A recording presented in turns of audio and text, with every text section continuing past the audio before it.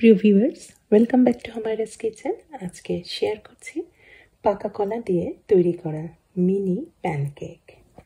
খুব সহজ একটা রেসিপি, ঝটপট যখন তখন সামান্য কিছু উপকরণ দিয়েই তৈরি করে ফেলতে পারবেন। বাচ্চাদের টিফিনে অথবা বিকেলের নাস্তায় একদম পারফেক্ট একটা রেসিপি। একটা বাটিতে আমি একটা ডিম ভেঙে নিয়েছি। ডিমটা রুম টেম্পারেচারে আছে। আর তার মধ্যে দিয়েছি 1 চা চামচ পরিমাণ ভ্যানিলা এসেন্স, 1 টেবিল চামচ পরিমাণ দিয়েছি চিনি। তবে এই চিনিতে কিন্তু খুব হালকা মিষ্টি হবে। একটু যদি ভালোভাবে মিষ্টি করতে চান তাহলে সেক্ষেত্রে 2 টেবিল চামচ পরিমাণ চিনি দেবেন। মাখন দিয়েছি 1 টেবিল চামচের মতো। এখানে অবশ্য আপনারা নর্মাল তেলও ব্যবহার করতে পারেন। আর দুধ দিয়েছি, এটা কিন্তু কুসুম কুসুম গরম দুধ। এখানে আছে হাফ কাপের মতো। হুইস্ক দিয়ে খুব ভালোভাবে সমস্ত উপকরণগুলি মিশিয়ে নিচ্ছি। মিশিয়ে নেওয়ার পরে এখন দেব শুকনা উপকরণগুলি। আমি একটা তারের ঝাঁঝরিতে দিয়ে দিলাম হাফ কাপ পরিমাণ ময়দা, আধা চা চামচ কিংবা সিকি চা চামচের মতো লবণ দিয়েছি, আর দিয়েছি আধা চা চামচের মতো বেকিং পাউডার। সমস্ত উপকরণগুলি আমি ভালোভাবে ঝাঁঝরিতে ঝেড়ে নিলাম, ফলে একেবারে মসৃণ একটা ডো হয়েছে। এই ব্যাটারের মধ্যে কোনো ধরনের লাম্পস বা কোনো দলা নেই। ব্যাটারটা কিছুটা লিকুইড মনে হচ্ছে আমার কাছে। আমি এর মধ্যে আরও 1 টেবিল চামচ পরিমাণ ময়দা মিশিয়ে দিয়েছি।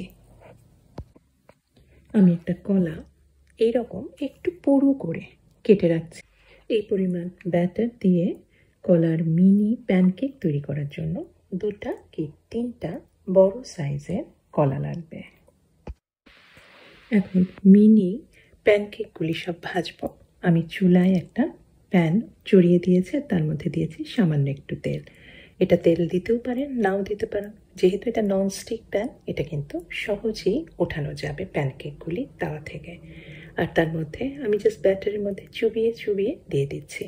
আর চুলার আঁচটা মিডিয়াম হিটে রাখবেন।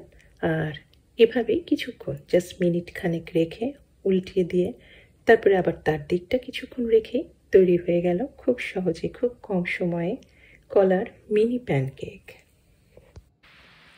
মিনি প্যানকেকের ব্যাটার তৈরিতে আমি খুবই সামান্য চিনি দিয়েছি, খুবই হালকা মিষ্টি। আসলে ঠিক মিষ্টি হয়নি, এর কারণ আছে। কারণ আমি এটা সার্ভ করব, এই যে ছড়িয়ে দিচ্ছি পাউডার চিনি, আর দিয়ে দিলাম ক্যারামেল সস।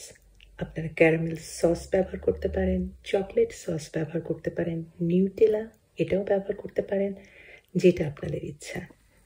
আবার সিরাপ বা মধু দিয়েও কিন্তু পরিবেশন করতে পারেন।